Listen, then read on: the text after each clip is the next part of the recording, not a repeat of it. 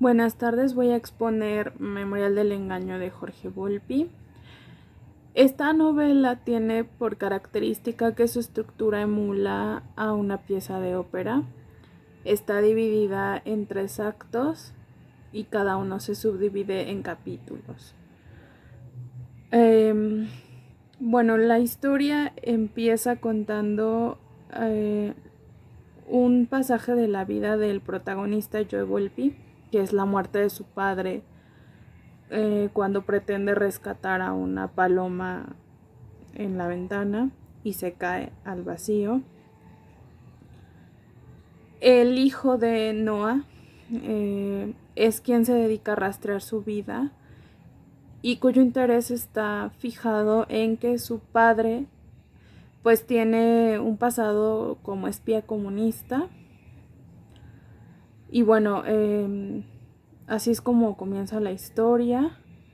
Unas de las características que pude, que creo importante señalar es que se trata de una autoficción biográfica, puesto que narra su propia historia de Joe Volpi como un poderoso corredor de bolsa que está prófugo de la justicia, y el libro es el manuscrito que envía este personaje a una editorial. Así es como está prologado esta novela. Bueno, la novela de Volpi presenta una intertextualidad muy concreta, puesto que va contando una historia entremezclándola con cartas, biografías de otros personajes y hechos históricos que versan sobre la crisis financiera norteamericana del 2008. Y en esta crisis que nos va narrando, pues también se va entremezclando con el rastreo de los diarios de su padre a través de una historiadora que lo acompañará durante toda la novela, de nombre Lea. A través de este recorrido histórico, económico, político y financiero, encontramos una como crítica inversa, pues porque el personaje hace apología al capitalismo, estamos hablando de un corredor de bolsa, pero a través de esta historia pues sí vamos viendo toda la mafia económica, aunque él no haga una crítica. El escenario de desarrollo de toda esta historia es Nueva York y Washington, pero el telón contextual real es en España, pues Volpi escribió esta novela estando en España, y esto lo podemos evidenciar a través de algunas palabras de uso coloquial a la usanza española. El personaje, y esto lo ha dicho Volpi en entrevistas, está inspirado en un mecenas norteamericano de la ópera llamado Alberto Vilar, y obviamente Joe Volpi pues también es un mecenas de la ópera, y esto también lo vemos desde la infancia del personaje, que está interesado y le apasiona la música. Es muy interesante que toda esta historia financiera tiene un cruce bastante particular, porque conocemos al personaje desde diferentes generaciones, por así decirlo. Por un lado vemos la historia de su padre, y por otro lado vemos pues la historia de él como un financiero poderoso. También vemos una perspectiva como padre,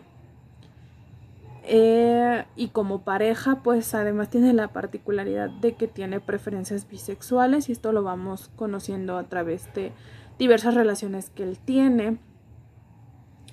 El elemento narrativo que yo encuentro importante, y que es donde se construye las 3 historias de los hijos de Joy y su padre, es el engaño. Y detecté tres discursos del engaño. Uno sería el emocional, que son estas mentiras contadas entre familias, entre madre e hijo, y de hijo de Joe a sus propios hijos, a Susan e Isaac, que les oculta su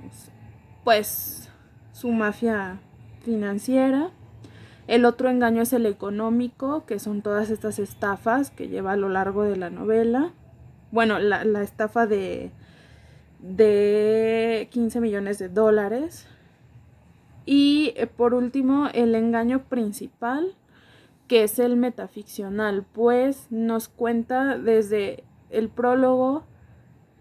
El personaje pues lo encontramos como un alter ego del propio Volpi, y es un personaje que nos va contando desde una identidad pues no desconocida, pero sí muy oculta y geográficamente sin ubicación. Todo el contexto de la historia está basado en el crack del 29, la Gran Depresión de los 30, también encontramos los inicios de Hitler como transgresor de la paz en Europa y la derrota del socialismo en China. Todo el desarrollo contextual es sobre el mundo financiero, y vamos viendo que entreteje una atmósfera bastante frívola, puesto que todos los intereses son materiales, individuales, y no hay ninguna condescendencia ni emoción.